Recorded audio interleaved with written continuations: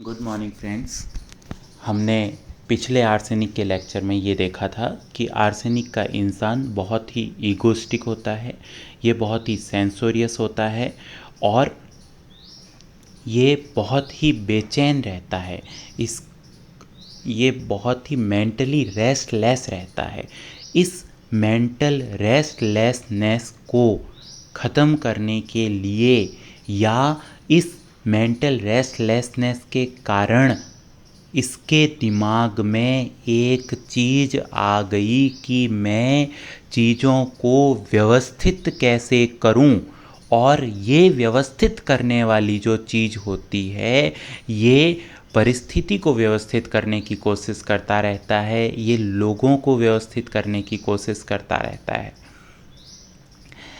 इस व्यवस्थित करने की कोशिश में ये इंसान अपने आसपास के लोगों के लिए एक तकलीफ़ का कारण बन जाता है। मतलब ये कि बाकी के जो लोग हैं ये व्यवस्थित नहीं होना चाहते या ये व्यवस्थित हैं ऑलरेडी, लेकिन इसकी मन की अव्यवस्था, इसके मन में जो रेस्टलेसनेस है, उस रेस्टलेसनेस को सही करने के लिए, उससे छुटकारा पाने के लिए इसको ऐसा लगता है कि अगर ये फिजिकली चीज़ों को व्यवस्थित कर देगा तो शायद इसकी रेस्टलेसनेस की स्टेट कम हो जाएगी। मतलब मेंटल रेस्टलेसनेस को ये फिजिकल लेवल पे शो करता है और फिजिकली चीज़ों को व्यवस्थित करके उस रेस्टलेसनेस की स्टेज से छुटकारा पाना चाहता है। और इस छुटकारा पाने की चाहत में ये लोगों को टॉर्चर करना शुरू कर देता है। इसकी बेचैनी इस अवस्था तक बढ़ी हुई है कि उस बेचैनी से छुटकारा पाने के लिए ये छोटे मोटे काम नहीं करता, ये लोगों को टॉर्चर करना शुरू कर देता है। इतना टॉर्चर करना शुरू कर देता है कि इसके नियर एंड डियर वन या वो लोग जो मतलब इसकी सराउंडिंग में हैं, जो इसके आसपास रहते हैं, वो लोग एक बहुत ही ऑर्डियल वाली स्थिति में चले जाते हैं। उनको इसके साथ रहना तकलीफ़दायक लगने लग जाता है।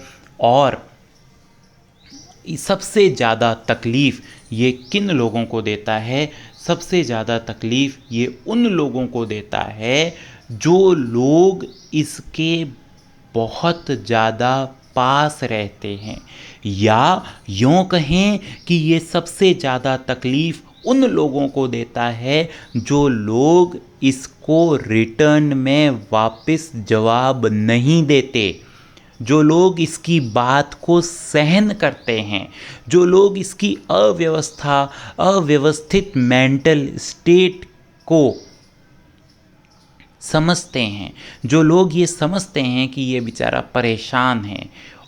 अब वो लोग इसकी परेशानी को दूर करने की कोशिश करते हैं और ये आर्सेनिक का पेशेंट उन पर और ज़्यादा जुल्म करता रहता है।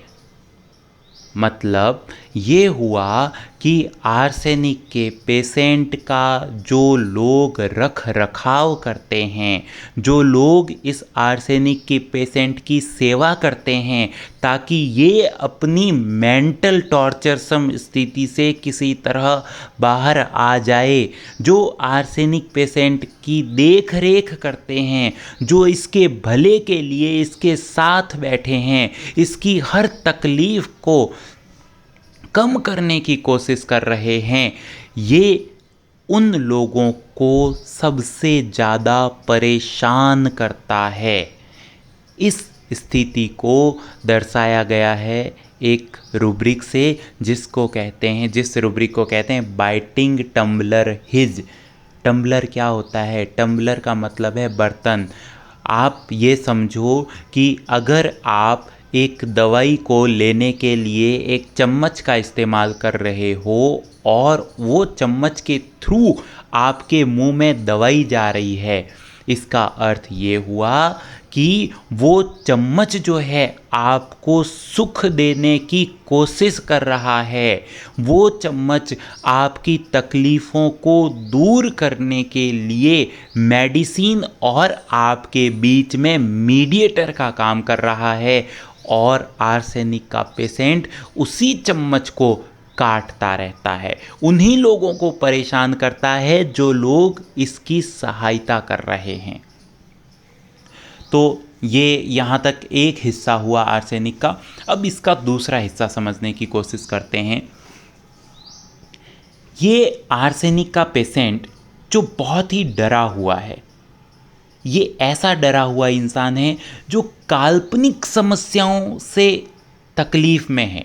मतलब ये कि अभी इसको समस्या हुई नहीं है और न ही इसकी ज़िंदगी में कोई ऐसी समस्या होने की संभावना है, लेकिन ये दूसरों की समस्याओं को देखकर या उनके बारे में कल्पना करके डरा हुआ है। आप सोच सकते हैं इस इंसान के डर का लेवल क्या होगा। छोटा सा एग्जाम्पल अगर मैं दूं आपको कि मान लो आप बैठे हो, बाहर बैठे हो और मौसम बहुत सुहाना है, ठीक है, इस तरह का क्लाउडी वेदर है, आपको ऐसा लगता है कि यार अब ये कितने बादल हैं, इतने काले बादल हो रहे हैं, भयंकर बारिश होगी। अभी हुई नहीं है बारिश, भयंकर बारिश होगी, आपने ये सोचा, ठीक है।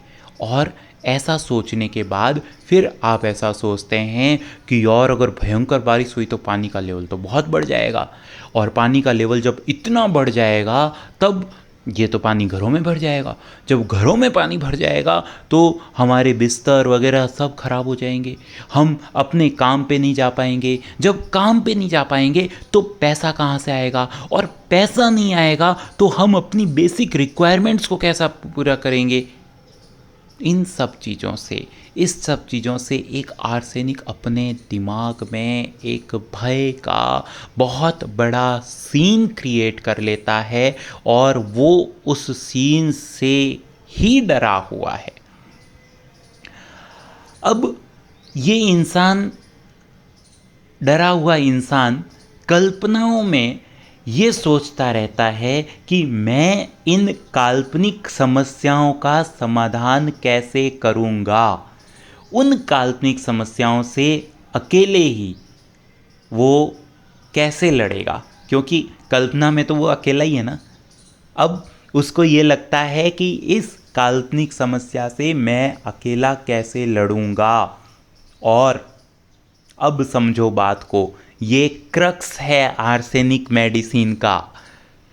अकेला पहले अपने दिमाग में काल्पनिक समस्याओं का जो है जन्म करवाता है। मतलब पहले उसने अपने दिमाग में सोचा कि इस तरह की समस्याएं हो सकती है, और फिर उसके दिमाग में ये आता है कि यार इन समस्याओं को मैं अकेला नहीं सुलझा पाऊंगा, कैसे सुलझाऊंगा मैं इन समस्याओं को। तब उन फ्यूचर वाली समस्याओं के लिए जो अभी है नहीं, जिनका अभी कोई अस्तित्व नहीं है, जो उसके इमेजिनेशन में हैं, उन समस्याओं को सुलझाने के लिए वो इंसान अकेला पर्याप्त नहीं है, ये उसके दिमाग में अच्छी तरह बैठ जाती है। तब वो अपने आसपास के लोगों को पकड़ के रखता है। उसे ऐसा लगता है कि इतनी समस्याएं भयंकर होने वाली है, इन लोगों को अंदाज़ा नहीं है, और कहीं ऐसा न हो कि जब इन लोगों को उन समस्याओं का अंदाज़ा हो तो ये मुझे छोड़ के चले जाएं। इसलिए अगर वो साथ उसका छोड़ देंगे तो क्या होगा, पहली बात। दूसरी बात, अब ये समझता है कि ये जो समस्याएं हैं इनको सुलझाने के लिए इस तरीके से काम करना चाहिए। मतलब उसके अपने मापदंड बनाता है वो, कि इन मापदंडों के हिसाब से, इन तरीकों से, अगर इन तरीकों को एग्जीक्यूट करने की जो इंटेंसिटी है वो इतनी होनी चाहिए, तरीके ऐसे होने चाहिए, इंटेंसिटी ऐसी होनी चाहिए, तब हम उस समस्या को सुलझा पाएंगे। और अब हम मतलब मैं नहीं, हम मतलब मैं और वो आसपास वाले लोग जो मेरा साथ देंगे। तो हम सबको इस तरह से एग्जीक्यूट करना पड़ेगा, अपनी प्रॉब्लम के सॉल्यूशन को इस तरह से एग्जीक्यूट करना पड़ेगा, इस इंटेंसिटी से एग्जीक्यूट करना पड़ेगा, तो वो अपनी इस बेवकूफ़ी को दूसरों पर थोपने लग जाता है। वो ये चाहता है कि जितना मैं परेशान हूँ, जिस डिग्री में मैं परेशान हूँ, जिस इंटेंसिटी से मैं परेशान हूँ, उसी इंटेंसिटी से तुम लोगों को भी परेशान होना चाहिए।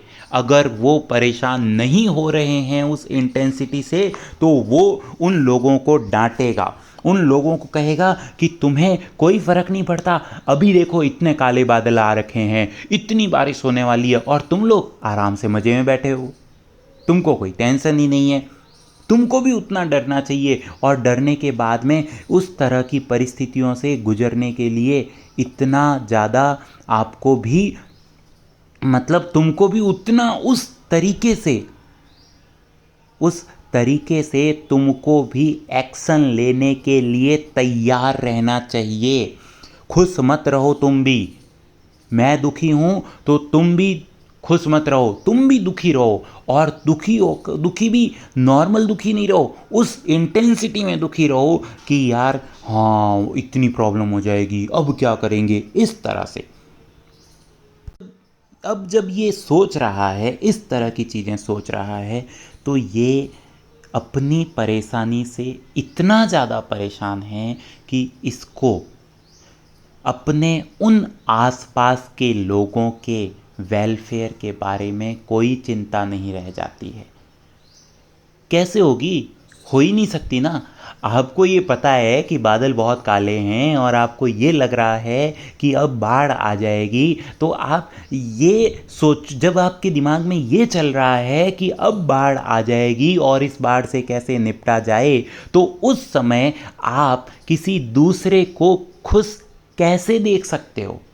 और देख सकते हो या नहीं देख सकते, आपको किसी दूसरे की खुशी का ख्याल भी कैसे आ सकता है? नहीं आएगा। आपको तो आपके दिमाग में तो उस वक्त ये चलेगा कि ये इंसान भी उस तरह से तैयार हो जाए जिस तरह से मैं तैयारी में बैठा हूँ कि इस आने वाली परिस्थिति से कैसे निपटा जाए। अब ये जो सारी चीज़ें मैंने आपको बताई, इनको रूब्रिक्स में किस तरह से बताया है डॉक्टर केंट ने, आर्सेनिक इज फास्टिडियस। और अब जब उसको लग रहा है कि मुझे इन लोगों का साथ चाहिएगा, जब तकलीफ़ आएगी तो इन लोगों का मुझे साथ चाहिएगा, तो वो क्या करता है? Held, desire to be held. वो क्लिंग कर लेता है लोगों को, वो ग्रैस्प करने लग जाता है लोगों को। अच्छा, और इसके साथ साथ अब वो लोग कहते हैं अरे भाई कुछ नहीं होगा, तू क्यों परेशान हो रहा है, एकदम साफ मौसम है, इतनी सी बारिश होगी, यार ज़मीन ही कब से प्यासी पड़ी, इतनी गर्मी पड़ी है, वो सारा पानी ज़मीन एब्जॉर्ब कर लेगी, कुछ भी ऐसा नहीं होगा। और ड्रेनेज व्यवस्था भी अच्छी है, ऐसा नहीं है कि अच्छी नहीं है, सब हो जाएगा। लेकिन वो इंसान ऐसा नहीं सोच रहा। बाकी लोग बारिश को एंजॉय करना चाहते हैं, लेकिन ये बाढ़ के आने वाले खतरे से डरा हुआ है। अब ये कहता है तुम पागल हो, हाँ तुम पागल हो, तुम बारिश को एंजॉय कर रहे हो, ये तुम्हारा पागलपन है, indifference to welfare of others. उसको कुछ समझ ही नहीं आ रहा है, वो पकड़ के रखना चाहता है लोगों को कि नहीं, तुम्हें इस आने वाली भयंकर परिस्थिति के लिए तैयार होना पड़ेगा और अभी से कोशिश करते रहना पड़ेगा। अब जब ये इंसान इतना ज़्यादा डरा हुआ है, इतना ज़्यादा चिंतित है, तो इसको इसकी इस बेचैनी और चिंता के अलावा कुछ भी नहीं सूझेगा। ये निरंतर उन्हीं चीज़ों के बारे में बातचीत करता रहेगा, उन्हीं आने वाली परिस्थितियों, उन्हीं आने वाली समस्याओं के बारे में सोचता रहेगा, उन्हीं के बारे में बात करता रहेगा। इसके लिए टॉपिक जो गॉसिप का टॉपिक होगा और कुछ नहीं होगा, सिर्फ ये टॉपिक होगा कि यार ये समस्या आने वाली है, इससे कैसे सुलझेंगे। इसको कहते हैं बिजनेस टॉक्स ऑफ। आप ये कह सकते हो इसमें क्या बिजनेस का मतलब ये होता है कि इंसान जो धंधा कर रहा है, जो काम कर रहा है, जिस काम से उसको प्रोडक्टिविटी होगी, वो उसका बिजनेस होता है।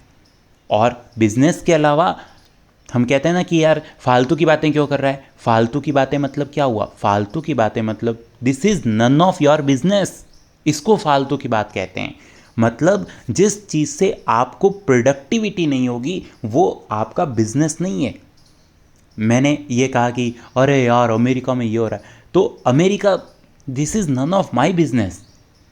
अमेरिका में क्या हो रहा है, क्या नहीं हो रहा, ये गॉसिप के लिए, गॉसिप का टॉपिक हो सकता है। मतलब अब मैं जो बात कर रहा हूँ वो अपने बिजनेस की नहीं कर रहा हूँ, मैं दूसरी फालतू की बातें कर रहा हूँ। इसलिए बिजनेस हम वहाँ पर लगाते हैं जो इंसान ऐसी बात करता है, मतलब उस टॉपिक के बारे में बात करता है जिस टॉपिक ने उसके पूरी जिंदगी को बुरी तरह प्रभावित कर रखा है, उस टॉपिक के बारे में बात करता है। अब देखो, जिंदगी को प्रभावित कर रखा है, इसका मतलब ये नहीं होगा कि आप ये समझेंगे कि हाँ फिजिकली उसकी ज़िंदगी को प्रभावित कर रखा है। नहीं, देखो कोई भी इंसान तब प्रभावित होता है जब उसके फिजिकल्स पे चेंजेस आए, और उससे पहले फिजिकल्स पे चेंज आने से पहले इंसान तब प्रभावित होने लगता है जब उसके मेंटल्स पे चेंज आने लगते हैं। तो मैटेरिया मेडिका में जब भी हम पढ़ेंगे, कोई भी चीज़ हम पढ़ेंगे, कोई भी रूब्रिक हम पढ़ेंगे, तो उस रूब्रिक को कम से कम मेंटल रूब्रिक्स जब हम पढ़ेंगे तो आपको ये ही समझना है कि ये रूब्रिक आपकी मेंटल स्टेट से किस तरह से रिलेटेड हैं। जब आप उसको उस लेवल से समझना शुरू करेंगे तब आप उसको फिजिकल पे भी लगा पाओगे। तो ये बिज़नेस कहाँ है? ये बिज़नेस इसके माइंड में है। ये बिज़नेस क्या है? इसके काम की चीज़ क्या है? अभी इसके काम की चीज़ ये है कि उस समय जब बाढ़ आ जाएगी, जब हम तकलीफ़ में होंगे, तब हम क्या करेंगे। ये जो चीज़ है अभी इसके दिमाग को पूरी तरह से ऑक्युपाई करके रखी हुई है। इस चीज़ के बारे में ही बात करना, इसी चीज़ के बारे में निरंतर बोलते रहना, इसके अलावा कुछ न सोचना, इसको ही कहेंगे बिजनेस टॉक्स ऑफ।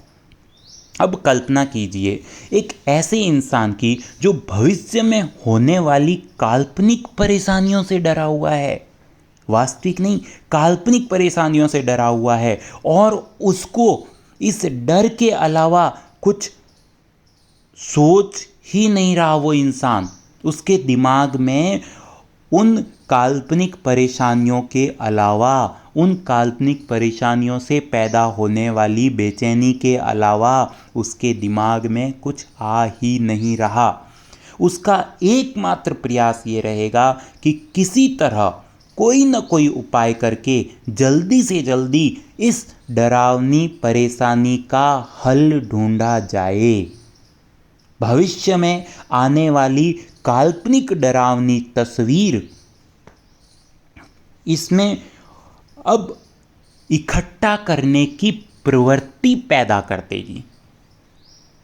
बात को समझिए, अभी परेशानी आई नहीं है, ठीक है, लेकिन उसके दिमाग में क्या है कि परेशानी आ सकती है। अब जब परेशानी आ सकती है तो वो क्या कर सकता है? एक तो ये बात है कि भाई अब परेशानी आएगी तो उसका साथ देने वाले लोगों को वो क्लिंग करके रखेगा, नंबर 1 प्रयास, ठीक है। अब नंबर 2 प्रयास क्या होगा? नंबर 2 प्रयास ये होगा कि वो उस परेशानी से लड़ने के लिए कुछ रिसोर्सेज इकट्ठा करे, है ना। रिसोर्सेज इकट्ठा करे मतलब बाढ़ आने वाली है, पानी होगा, तो उस पानी से बचने के लिए, उसके घर में पानी ना आए इसके लिए वो क्या करे, वो किसी तरह के ऐसे सामान की व्यवस्था करे, कि इस तरह की चीज़ों की व्यवस्था करे जिससे वो पानी को अपने घर में न आने दे, जिससे वो उस बढ़े हुए वाटर लेवल से बच सके। वो इस तरह के रिसोर्सेज को इकट्ठा करे। इस चीज़ को आप ऐसे समझो कि अब वो उन रिसोर्सेज को इकट्ठा करने के बारे में सोच रहा है जिन रिसोर्सेज से वो अपनी परेशानियों से बच सके। आज के टाइम में सबसे बड़ा रिसोर्स क्या है जिससे कोई इंसान अपनी परेशानी से बच सकता है? वो रिसोर्स है पैसा। अगर कोई इंसान ये सोच ले कि भाई आने वाले टाइम में मुझे तकलीफ़ आने वाली है, मुझे तकलीफ़ आ सकती है, तो वो क्या करेगा? वो उस तकलीफ़ से बचने के लिए अपने पास कुछ रिसोर्स इकट्ठा करके रखेगा। कहते हैं ना कि भाई भविष्य में आने वाली तकलीफ़ों के लिए भी कुछ आपके पास होना चाहिए। क्यों ऐसा कहा गया? इसलिए कहा गया क्योंकि उस इंसान के दिमाग में आया है कि भविष्य में इस तरह की तकलीफ़ हो सकती है, तो वो इंसान इकट्ठा करना शुरू कर देता है, और इकट्ठा करना शुरू कर देता है और अपने पास इकट्ठी हो रखी चीज़ों को बढ़ाने का प्रयास करता है। पहली चीज़ इकट्ठा करना और अपने पास वाली चीज़ों को खर्च न होने देना। इन दोनों चीज़ों से मिलकर एक इंसान का निर्माण होता है। उस इंसान को कहते हैं कंजूस इंसान। कंजूस वो है जो पहले तो इकट्ठा करने की प्रवृत्ति अपने अंदर रखता है और फिर अपने पास इकट्ठा हो रखी चीज़ों को खर्च नहीं करता। इसको इंग्लिश में कहते हैं एवेराइस। तो आर्सेनिक इस एवेराइस स्थिति का एक बहुत ही बेहतरीन एग्जाम्पल है। तो ये क्या हो जाता है? ये एवेराइस हो जाता है। ठीक है, थैंक यू फ्रेंड्स। अब आगे का आर्सेनिक, अभी आर्सेनिक और भी है। आर्सेनिक में इतनी चीज़ें आपने समझ ली, इसके बाद में हम ये देखेंगे कि आर्सेनिक आगे क्या क्या करता है जिस वजह से वो एक डिसईज्ड मेंटल स्टेट में आता है, और ये डिसईज्ड मेंटल स्टेट उसके अंदर फिजिकल पैथोलॉजिकल स्टेट को डेवलप करती है। हालांकि इस वीडियो में मैं इसमें नहीं जाऊंगा कि किस तरह से उसको इस तरह की, मतलब ये जो डिसईज्ड मेंटल स्टेट है किस तरह से फिजिकल पैथोलॉजिकल स्टेट पैदा करेगी, ये हम इसमें नहीं जाएंगे, क्योंकि आपकी एक मेंटल स्टेट, एक खराब mental state direct pathology create नहीं करती है। वो आपके वाइटल फोर्स की फ्लोइंग को, फ्री फ्लोइंग को ख़त्म करती है। और आपके वाइटल फोर्स की फ्री फ्लोइंग जब ख़त्म होगी तो क्या होगा? तो आपके वो ऑर्गेन्स जो कि वीक हैं, मतलब ये मान लो कि अगर आपका घुटना बहुत ज़्यादा दर्द करता है या आपके घुटने बहुत ज़्यादा कमज़ोर हैं और आप आर्सेनिक की मेंटल स्टेट में चले जाते हो, तो क्या होगा? आपकी वाइटल फोर्स की फ्री फ्लोइंग कम होगी, और जैसे ही वाइटल फोर्स की फ्री फ्लोइंग कम होगी आपको सबसे पहले घुटने दर्द होने लग जाएंगे। तो कहीं भी मैं ऐसा नहीं कह सकता कि मैं ये नहीं जानता, हो सकता है कि जो मैं बता रहा हूँ ज्ञान की सीमा उसके कई गुना आगे तक हो, लेकिन मुझे जितना ज्ञान है उस हिसाब से अगर कोई पेशेंट आर्सेनिक की मेंटल स्टेट में गया है और पहले से उसके घुटने दर्द होते हैं, तो क्या होगा? उसके घुटने दर्द होने लग जाएंगे। और अब अगर मैं उसको, वो पेशेंट मेरे पास ये तकलीफ़ लेकर आएगा कि डॉक्टर साहब घुटने बहुत दर्द हो रहे हैं और मुझे ऐसा लगेगा कि वो आर्सेनिक की मेंटल स्टेट में है, तो मैं उसको आर्सेनिक प्रिस्क्राइब करूँगा और मेरी समझ के हिसाब से उसके घुटने दर्द आर्सेनिक से ठीक हो जाएंगे। ठीक उसी तरह से अगर किसी पेशेंट की एड़ी बहुत ज़्यादा दर्द होती है और वो एड़ी कई सालों से दर्द हो रही है, वो गोली खाता है, ठीक रहती है, और काफ़ी टाइम से वो मतलब फ्लक्चुएट कर रहा है, कभी ठीक हो जाती है, कभी दुखने लग जाती है, या वो ज़्यादा चल लेता है तो दुखती है, बाकी नॉर्मली उसकी एड़ी नहीं दुख रही, अब वो आर्सेनिक की मेंटल स्टेट में आ गया। बात ये नहीं है कि वो आर्सेनिक की मेंटल स्टेट में आया है, बात ये है कि वो किसी तरह की ऐसी मेंटल स्टेट में आ गया जिसके कारण वाइटल फोर्स का फ्री फ्लोइंग ख़त्म हो गया। अब चाहे वो आर्सेनिक की वजह से आए, चाहे आर्सेनिक की जैसी स्थिति की वजह से आए, चाहे वो वेरेट्रम जैसी स्थिति की वजह से वो उस स्टेट में आए कि वाइटल फोर्स की फ्री फ्लोइंग ख़त्म हुई, लेकिन जैसे ही वाइटल फोर्स की फ्री फ्लोइंग ख़त्म होगी, सबसे पहले इस पेशेंट की एड़ी दुखेगी। आशा करता हूँ कि मैं अपनी बात को आप तक पहुँचा पा रहा हूँ।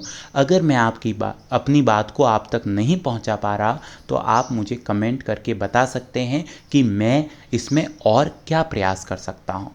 आपके जो भी क्वेश्चंस हैं वो सारे क्वेश्चंस कमेंट बॉक्स में वेलकम हैं उन क्वेश्चंस का, और मैं पूरी कोशिश करूँगा कि आपके क्वेश्चंस को मैं अच्छी तरह से, जितना मैं जानता हूँ, अपने पूरे प्रयास से आपकी क्वेश्चनरी को सेटिस्फाई करूँ।